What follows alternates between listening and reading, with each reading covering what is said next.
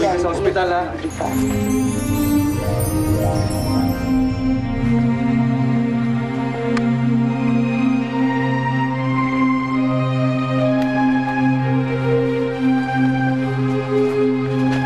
Dahan-dahan lang po.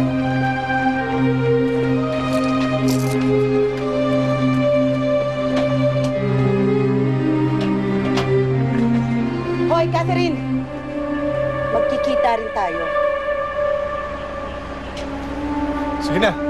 Sunod kami. Sir Ferdinand, kami nang bahala rito.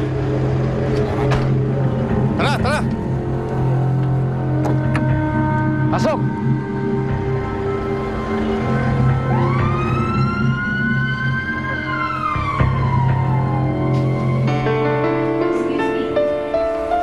Kayo po ba ang ama ng pasyente?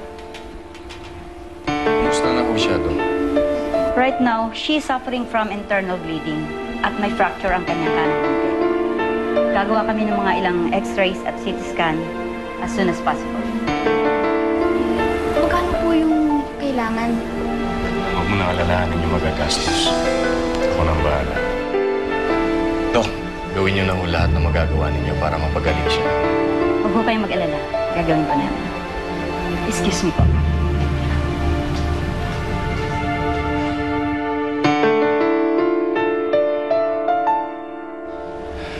Doc, excuse po, may dinala po bang batang babae dito?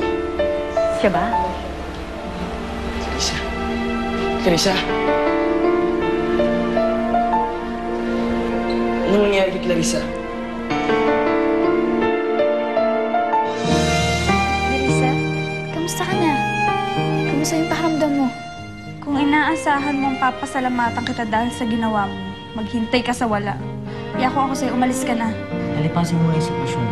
Siguro pag okay na si Clarissa, na-realize niya na hindi mo naman talaga intention na pabayaan siya. Clarissa? Sino naman to? Ako si Ferdinand Fuentebella. Aray, bakit ang init yan? Ayusin mo nga! Palamigin mo yung tubig!